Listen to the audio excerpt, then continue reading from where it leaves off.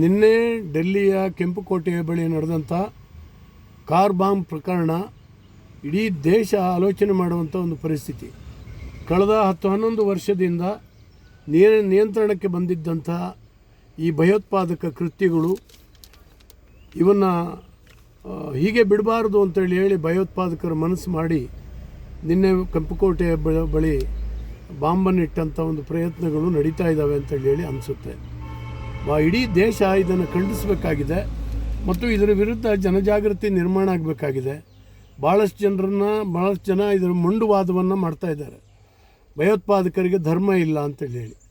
ಆದರೆ ಭಯೋತ್ಪಾದಕರು ಆದಂಥವ್ರು ಎಲ್ಲರೂ ಒಂದೇ ಧರ್ಮದವರು ಅನ್ನುವಂಥದ್ದು ಚರ್ಚೆ ಆಗಬೇಕು.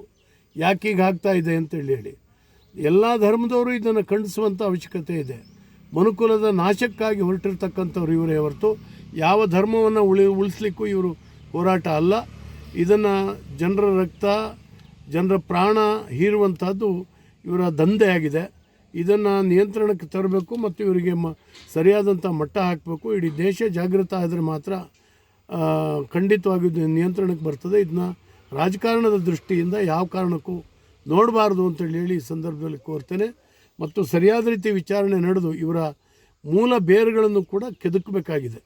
ಮೋದಿ ಸರ್ಕಾರ ಬಂದರ ಮೇಲೆ ಇದನ್ನೇ ಮಾಡ್ತಾ ಇದ್ದಾರೆ. ಅದರಿಂದ ಅದಿಲ್ಲದೆ ಇದ್ದರೆ ನಿಯಂತ್ರಣ ಆಗ್ತಿರಲ್ಲ. FIR ಹಾಕಿದ್ದು ಕೈ ತೊಳ್ಕೊಳ್ತಿದ್ರು ಹಿಂದೆ ಕಾಂಗ್ರೆಸ್ ಸರ್ಕಾರದಲ್ಲಿ. ಈಗ ಹಾಗಿಲ್ಲ.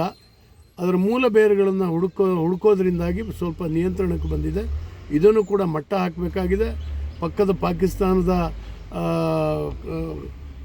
ಪ್ರಯತ್ನ ಇದರಲ್ಲಿ ಏನಿದೆ ಅನ್ನುವಂಥದ್ದು ಕೂಡ ಹೊರಗೆ ತಂದು ವಿಶ್ವಕ್ಕೆ ತೋರಿಸಬೇಕಾಗಿದೆ ಅನ್ನುವಂಥದ್ದು ನನ್ನ ವಿನಂತಿ. ಭಯೋತ್ಪಾದಕರ ಬಗ್ಗೆ ಹಿಂದಿನ ಭಾರತ ಅಲ್ಲ, ಅದು ಹಿಂದಿನ ಆಡಳಿತ ಅಲ್ಲ.